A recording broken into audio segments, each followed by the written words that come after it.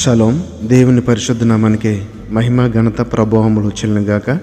మన ప్రభువును రక్షకుడైన యేసుక్రీస్తు యెహోవా మెస్సీ నామములో ఆత్మీయులైన దేవుని బిడ్డలని మీ అందరికీ నా హృదయపూర్వక వందనాలు, ఉదయకాలపు శుభాలు తెలియజేస్తున్నాను. యెషయా గ్రంథము 43వ అధ్యాయము 3వ వచనంలో ఈ విధంగా వ్రాయబడి ఉంది: యెహోవానగు నేను నీకు దేవుడను, ఇశ్రాయేలు పరిశుద్ధ దేవుడినైన నేనే నిన్ను రక్షించువాడను. రక్షణ అనేది అవసరం లేని వ్యక్తులు ఎవరైనా ఈ సమాజంలో ఉన్నారంటే అది అంత నమ్మకమైన మాట కాదేమో కదండి.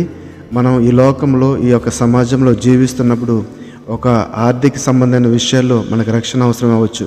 ఒక మనిషి నుండి, ఒక శత్రువు నుండి మనకి రక్షణ అనేది అవసరం కావచ్చు. కాకపోతే మనల్ని శోధిస్తున్న ఆ సాతాను నుండి రక్షణ కలిగించేది మాత్రము మన తండ్రి అయిన దేవుడే. ఎందుకంటే అతన్ని మనం ఎదిరించలేము, మన శక్తి సరిపోకపోవచ్చు ఒక్కొక్కసారి. ఎందుకంటే ఈ లోకంలో సమస్యలను అయితే కొంతవరకు మనం ఎదుర్కొనుకోవచ్చు, కానీ సాతానుడు ఒక్కొక్కసారి మనల్ని పెడుతున్న ఇబ్బందులు అసలు మనం గ్రహించే ఆ స్థాయిని దాటిపోయే స్థితిలో ఉంటాయి. ఉదాహరణకి యోబు విషయంలో గనక మనం ఆలోచన చేస్తే గనక ఆయన ఎంతో బుద్ధిమంతుడు, చక్కని ప్రవర్తన గలవాడు. ఆ దేశంలోనంటండి, ఆ ఊజు దేశంలో యోబు అంత చక్కని ప్రవర్తన గల వ్యక్తి ఇంకొకరెవరూ లేరని ఆ యోబు గ్రంథం 1వ అధ్యాయం 3వ వచనాల్లో యోబు గురించి, అతని యొక్క గొప్పతనం గురించి, ప్రవర్తన గురించి వ్రాయబడి ఉంది. మరి అంతటి చక్కని ఆ ఉన్నతమైన భావాలు గల చక్కని ప్రవర్తన గల ఆ వ్యక్తే సాతాను యొక్క శోధనలకు లోబడిపోయాడంటే మరి మనము ఎంతటి వారమండి.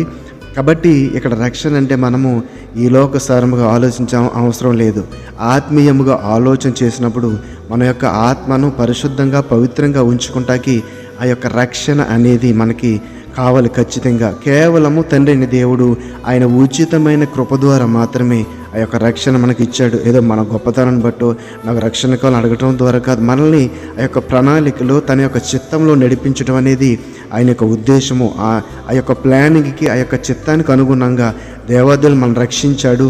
ఆయన కుమారుడైన యేసుక్రీస్తు యెహోవా మెస్సీయను మనందరి కొరకు ఒక్కసారి ఆ యొక్క ప్రాణ త్యాగము ద్వారా, ఆ రక్తము చిందించడం ద్వారా మనలందరినీ ఆ పాపం నుండి విడుదల కలిగించినట్లుగా మనం అందరం చూడగలుగుతున్నాము. కాబట్టి నా ప్రియమైన సహోదరులరా, యెషయా గ్రంథంలోనే మరొక మాటను కూడా చూడవచ్చు. యెషయా గ్రంథం 41వ అధ్యాయం 14వ వచనం: పురుగు వంటి యాకోబు, స్వల్ప జనమగు ఇశ్రాయేలు, భయపడకుడి, నేను నీకు సహాయము చేయుచున్నాను అని యెహోవా సెలవిచ్చున్నాడు. నీ విమోచకుడు ఇశ్రాయేలు పరిశుద్ధ దేవుడు. ఏమని రాయబడింది? స్వల్ప జనమగు ఇశ్రాయేలు. ఆ యొక్క దాస్యత్వంలో ఉన్న, ఎందుకు పనికిరాని, అంటే ఎవరు ఆదరించే స్థితిలో లేని, ఎవరు కూడా లేరు వారిని ఆదరించేవారు. కానీ తండ్రి అయిన దేవుడు వారి మూల్గులను విని వారిని తన స్వకీయ జనముగా ఎన్నుకున్నాడు. ఎన్నిక లేని వారిని తన స్వకీయ జనముగా ఎన్నుకొని, ఇక్కడ చూడండి, ఇక్కడ చెప్తున్న మాట, పురుగు వంటి యాకోబు. పురుగుకి ఏమైనా విలువ ఉంటుందండి? కాళ్ళతో తొక్కుపడేయటమే కదా. అంటే కాళ్ళతో తొక్కుపడేసే స్థితిలో ఉన్న, నీచమైన స్థితిలో ఉన్న ఆ యొక్క ప్రజలను ఆయన ఎన్నుకున్నాడు. భయపడకుడి, నేను నీకు సహాయము చేయుచున్నాను.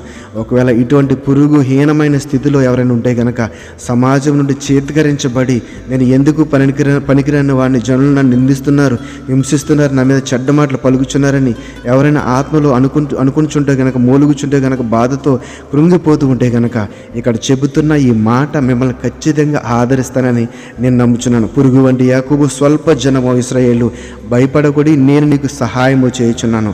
ఆయన తృణీకరించే వారిని ఆయన ఎన్నుకుంటాడు.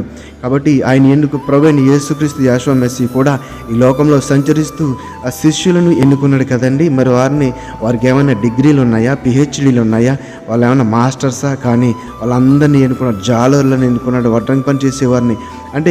అంటే నీచమైన స్థితిలో ఎందుకు పనికిరారు అనుకున్న వారే ఆయనకి కావాలి, తండ్రికి కావాలి. కాబట్టి నా ప్రియమైన సహోదరులారా, మీరు ఎవరైనా ఇటువంటి భావాలు కలిగి ఉంటే కనుక, నేను ఎందుకు పనికిరాను, నాకు ఆస్తి లేదు, లేదా నాకు స్టేటస్ లేదు, నాకు చదువు లేదు, అది లేదు, ఇది లేదు అనుకుంటే కనుక, ఒకవేళ నీవే కావాలేమో పరమ తండ్రికి, ప్రభువైన యేసుక్రీస్తు యెహోవా మెస్సీకి నీవే కావాలేమో. ఆ ఎన్నికలో నీవు ఉన్నావేమో, ఒకవేళ ఆ ప్రత్యేకతలో నీవు ఉన్నావేమో, అది నీవు గ్రహించలేకపోతున్నావు. కాబట్టి అలాగా నీచంగా ఆలోచించకుండా, తక్కువగా ఆలోచించకుండా, తండ్రి అయిన దేవుణ్ణి కలిగినందుకు మనం గర్వపడాలి, గొప్పగా ఆలోచించాలి. కాబట్టి అటువంటి స్థితిని మనం అందరం కలిగి ఉండాలని ఈరోజు మిమ్మల్ని అందరినీ కోరుతున్నాను. ఎందుకంటే యెహోవా నేను నీకు దేవుడను, ఇశ్రాయేలు పరిశుద్ధ దేవుడని నేనే, నిన్ను రక్షించేవాడను, భయపడవద్దు, నిన్ను రక్షించేవాడను నేనే.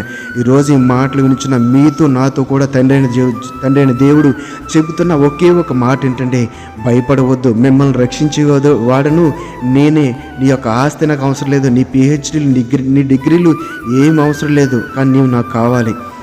నేను ఏ విధంగా అయితే నీవు ఉండాలని కోరుకుంటున్నానో, నీవు అలాగా విరిగి నలిగిన హృదయం కలిగి, తగ్గింపు జీవితం కలిగి, నా చిత్తానికి అనుగుణంగా, నా అధికారానికి అనుగుణంగా నీవు జీవిస్తే గనక నీవు ఒక ఉన్నతమైన స్థితిలో ఉండగలుగుతున్నావని తండ్రి అయిన దేవుడు ఈ మాట ద్వారా మనకి సెలవుస్తున్నాడు. కాబట్టి మనల్ని రక్షించే దేవుడు మనకున్నాడు. భయపడకుండా ఆయన సన్నిధిలో ప్రార్థనతో, వాక్యముతో, పాటలతో, స్తుత్యారాధనతో ఆయన ఘనం చేద్దాం, గొప్ప చేద్దాం. దేవుడి మాటను మన హృదయాల్లో ఫలింపజేసి ఆశీర్వదించును గాక. ఆమేన్. పరిశుద్ధుల మహోన్నతమైన కన్న తండ్రి నీకు వందనాలు. ఈ రోజునైనా మీరు మాతో మాట్లాడారు ప్రభా.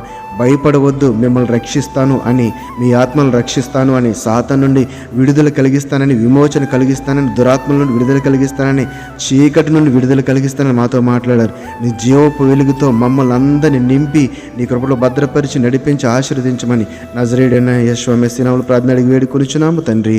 ఆమేన్, ఆమేన్. షలోం. అందరికీ వందనాలు. Praise the Lord. షలోం. దేవుని